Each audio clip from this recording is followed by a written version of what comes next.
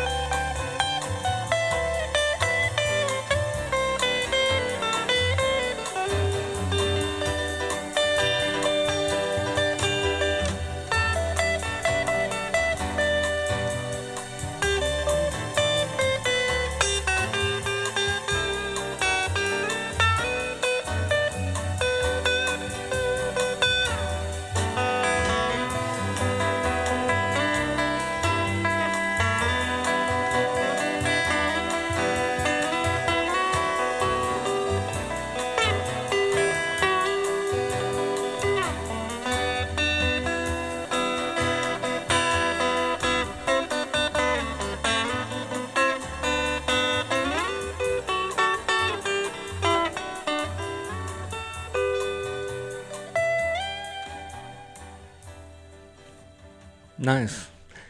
Now Thank you. you're tuned into KTEP El Paso 88.5 FM.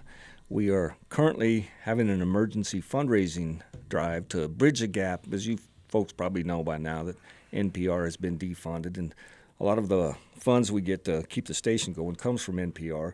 So we're enlisted the help of some of the local musicians here. Jimmy is good enough to have come in so we can, kind of highlight some of the local musicians here. You can go to ktep.org and hit the donate button to help us keep Fulk Fury and KTEP up running.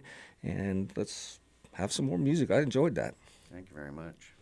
So we can, Let's do an old Walter Brownie McGee tune. Oh, that's... Sonny Terry and Walter Brownie McGee. You know, when we first started Fulk Fury, we had Brownie McGee come in. Is that right? Yeah. And his PR guy came along with him, and he told us, if you mention Sonny Terry at all, he's getting up and walking. Because they had, they played together for years, but they did not like each other.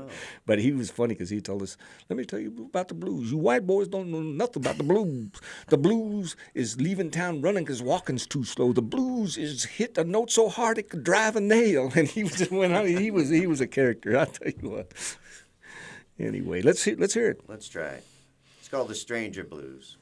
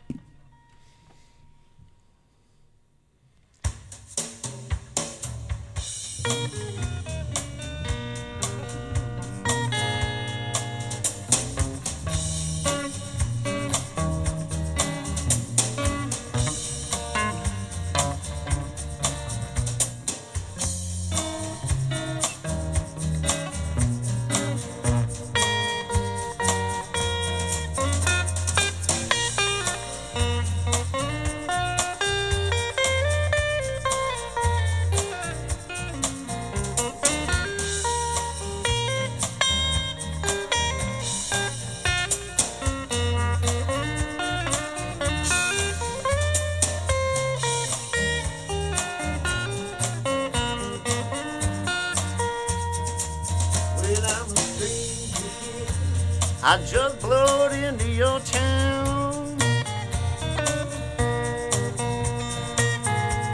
Yes, I'm a stranger here. I just blowed into your town. Just because I'm a stranger, everybody dogging me around. Well, I wonder how you people dog a poor little stranger soul. Yes, I wonder how you people dog a poor little stranger soul. You must remember, you gotta reap what you sow. I'll tune up later.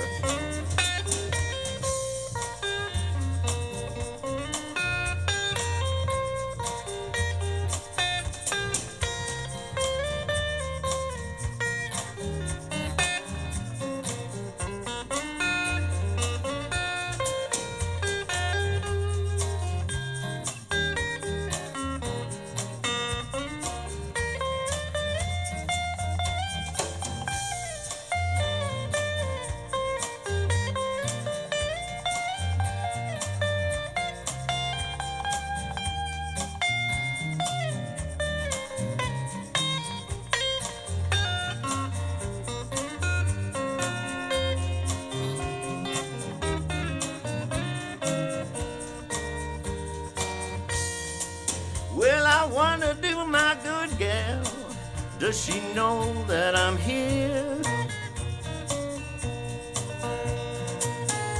Yes, I wanna do my sweet thing, does she know that I'm here? Well, if she do, people, she don't seem to care. I'll be going back to Texas if it takes me 99 pair of shoes. Yes, I'll be going back to El Paso if it takes me 99 pair of shoes. I know that I'll be welcome there and I won't have to. I know that I'll be welcome there and I won't have to. I know that I'll be welcome there and I won't have to. I won't have to. I won't have to pay these stranger blues.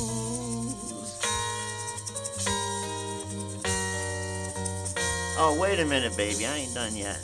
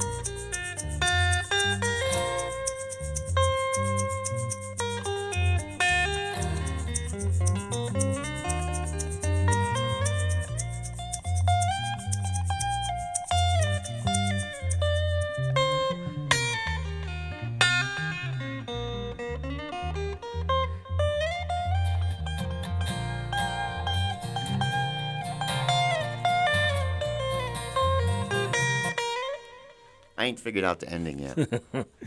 Well, let's keep it going. I have to get a drink there. I'm still shaking. Oh, we can. There we go. Your drummer is Hold on, taking off fellas. without you. Yeah, well, let's keep it going. Hear some more music from you.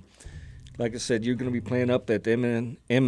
Can't even spit that out around there. So if we, On Pete's Patio. Pete's Patio. So you folks can head up to Las Cruces, or if you live there, it's not that far a drive. Just head on over there and look for the gigs. Where can they find information about your gigs online? JamesRobertMurphy.com. Okay. Everything is there. And they can figure out when and where you're playing.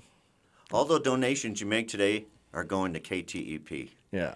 Yeah, Just let you know that. Yeah, these guys are coming in here and doing this for free for us to help us out here I at know KTEP. there's some deep pockets out there. Yeah, there are. You know, They're we sitting got some. there having their coffee this morning. Reach in there, folks. All right, let's hear some more music when you Let me get find set one up here. Get the band together and We'll do this one. It's a funky little number. It's called Salina Street. This is the street, the main road through Syracuse. Give it a try. all right.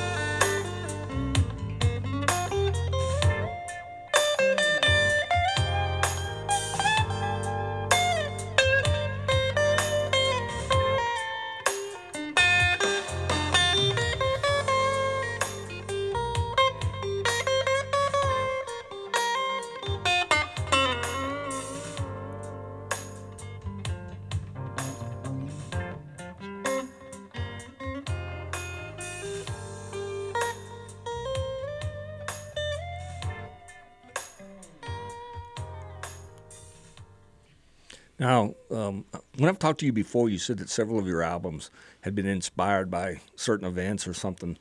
What inspired Sunday Street? Anything in particular? Sunday morning, well, it was Sunday actually morning. called Funky Blue. No, Funky Blues? Yeah, something like that. And it was all done. And I put it on, I got up Sunday morning, like a month and a half ago, and put it on the old sound system and listened to it when I first woke up.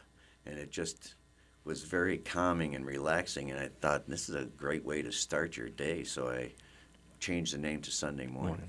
I got it mixed up because all the songs in there are named after streets, but it is Sunday yeah, morning. I don't know where when that came from. All of a sudden, I started naming things after streets. Well, I mean, Now, if you asked me to, if you called out one of these names and said, play that song, I'd go, I don't know which one it is. oh well, but we'll probably be hearing some of that, I'm sure, played on Fulk Fury. We get into jazz a little bit too. We do a little bit of everything here, you know. So I enjoy that. And did you try and get a blues festival started here in El Paso too? I did 3 of them. 3 of them? Over at the Chamizal Blues and Jazz Festivals. Yeah. I just couldn't keep it going. Yeah. I did raise some money, and it worked out a few times. And then, actually, I ran into trouble because I was a fundraiser for the city. Yeah. And the city sort of gave me an ultimatum. You're either raising funds for us or you're going to go raise funds for them. I was like, well, okay. Yeah. So I had to stop it for that reason. Now, in Syracuse, they have a different mindset. I worked for a nonprofit there, an arts organization, and their thought was, if you can go out and raise money for your events, then maybe you could bring that money into us. The city of El Paso looked at the other way. If you're going to be raising money for them, then, you know. Well, you figure that, you know, it might draw in tourists and stuff from, because, you know, we had the Border Folk Festival here for years and years, and it was a big draw for a while. As a matter of fact, it was syndicated for a while, and then things just fell off with the Park Service. There was I don't know what the deal was. I wasn't involved in that, but yeah. But that was a huge event, that right? was that was big, before I moved here. Yeah, like I said, think, it was maybe syndicated. It went to like 90 different stations, I believe, around the country. And it just, something fell. It kept on getting smaller and smaller every year. I mean, we used to bring in some big names, you know, and then it just kind of all fell apart. You mean what was that called? You mean at the Chamizal on Sundays? Yeah. There were some huge names that came in. Well, it was actually a 3-day event for a while. Oh, yeah. Yeah, Okay, Saturday night was thing. Saturday night. Like one year they had Peter Rowan and Jerry Douglas were the headliners. And I remember one time we were up there, they had a satellite upload link there, and they did this big satellite shooting it up, dish shooting it up to the satellite, and they were losing the feed. And somebody's losing the feed, and we went around there, and there's 2 little kids cranking on that handle on the the satellite, turning it away from the satellite. And it's like, you think they'd have put somebody back there to watch that, you know? Anyway, they got it back, lined up with the satellite. And, What was that Sunday concert series they did? oh, that was Music in the Park. I can't remember, but something yeah, like that. they had Under the like Stars, Queen Ida. Yeah, Music Under the Stars. They had Queen Ida come in one year. Yeah, they would do that too, and that was a big draw. Especially, was huge. You know, when they, like Queen Ida kind of translated with the accordion music to El Paso. They had people coming out for Zydeco because it sounded familiar to them a little bit, you know, with the accordion music and stuff. Let's hear some more music. All right. Let's see what we got here, kids. I'll do this song, Chianti. It's not on this CD, but it's on another one. And this goes out to a couple gals that I met in the Grand Canyon back in 1977. 2 sisters from New Jersey. And Joyzy. and another guy, he was from West Virginia. Me and a buddy of mine were coming back from San Diego. We were heading back east. We were hitchhiking back home, and we stopped at the Grand Canyon. And we met these people in the Grand Canyon and said, let's all get together in a year. So me and my buddy went to Memphis. That's where he was from. I went back to Syracuse. He took off back to Oregon. That's where these girls were going, and found them and hooked up with one of the gals for 10 or 15 years. And so a couple of years ago, I found one of the girls still up there in Oregon. So I went up there and visited the 2 sisters and had a good time. It was just like, and we hadn't seen each other in 40 years, but it was like, you know.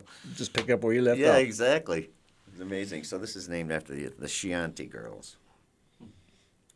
Deborah and Lynn.